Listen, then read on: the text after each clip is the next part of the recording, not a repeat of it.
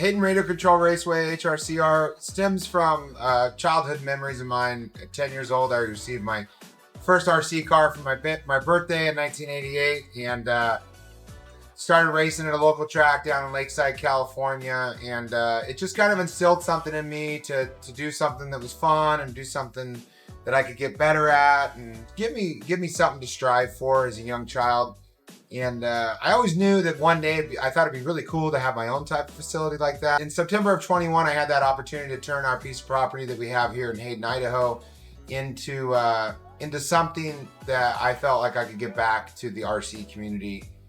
Spent my whole life as a general contractor building for other people, and finally I was able to actually build something for ourselves. We have our indoor carpet track, we have our outdoor on-road track, and we have what I tried to do was to build one of the most premier facilities in North America, hoping to hold a Worlds event one day at HRCR. And in order to do so, we have to have a Roar event, a Roar sanctioned event held at our track. So I pushed really hard to get the 2024 Roar fuel nats here at HRCR.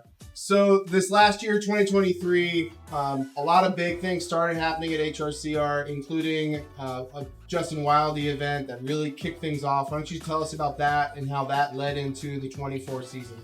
Yeah, so if you guys don't know who Justin Wildy is, he was part of the RCGP. He's probably one of the top 3 race directors I've ever attended a race to. He has a series here in the Northwest called the Work Series. It's 8 scale only. He took all the positives from the different event he's been part of over the years and wrapped it up into his own series, and it's just taken off like wildfire. His first year, he was doing 80 to 100 entries. Last year, he had a work race here. It was his series finals. We hit 397 entries. That's actually a very sizable entry count for up here in the Northwest. We have a very low population of people.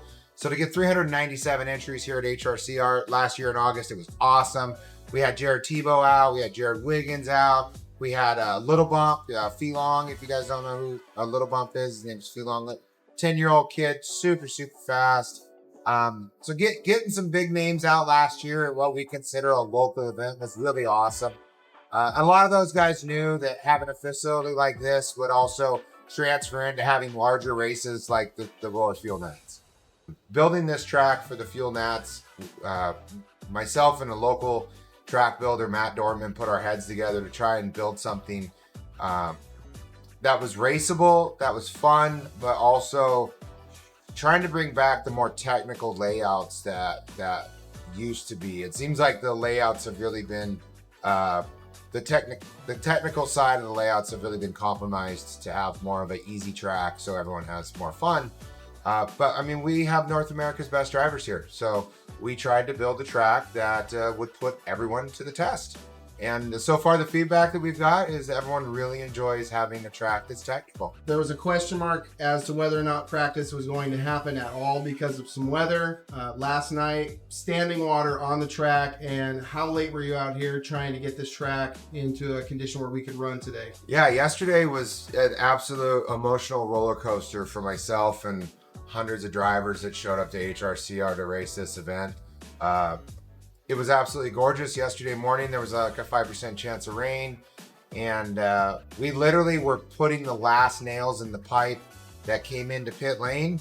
And Mother Nature said, hey, it's the last day of spring. Watch this, hold my beer. And for about 3.5 hours, we got almost 3 inches of rain. And this entire track was flooded. With the super low possibility of precipitation, we built a bunch of bowl turns and we built a bunch of pits, which is not something that we typically do. But with the weather looking so good on the horizon, we built a track that had a lot of dead end spaces for water to catch, and boy, did it catch.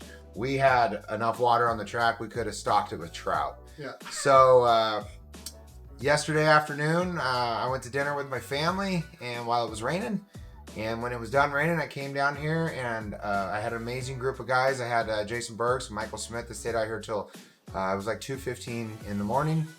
And we pumped and shop vacked and pumped and shop vacked. Because I knew that if I got all the water off of the clay, the clay would rebound extremely quick with the 70-degree weather, sunny, light winds that we were supposed to have today on Wednesday. So we stayed up basically all night and we pumped this entire track. We shop vac. A couple of my buddies from the pits came out, tried to help. And they had a little too much liquid encouragement, so we kicked them off the track. It was comical watching them, but we did get the track whipped into shape. We had a 10 a.m. start time scheduled for today on Wednesday. We had to delay that. We ended up starting at 3:30. A bunch of the drivers came out and helped kind of push some of the mud puddles around and put some dry dirt on top and get it packed in. It was really awesome to see the RC community come together. They saw how much work we put in, and then they came out and offered some help too. So that was really nice. They let monkeys in here? Definitely unique and new for this part of the country. So we're definitely excited to have HRCR hosting the Fuel Nats. Can't wait to see how this weekend goes. See the local guys, see how they stack up against the fast dudes. And we'll follow up at the end of the race and see how it went. So Brian, Eiter, thank you for your time. And Thank you. Talk to you guys again soon. See you soon.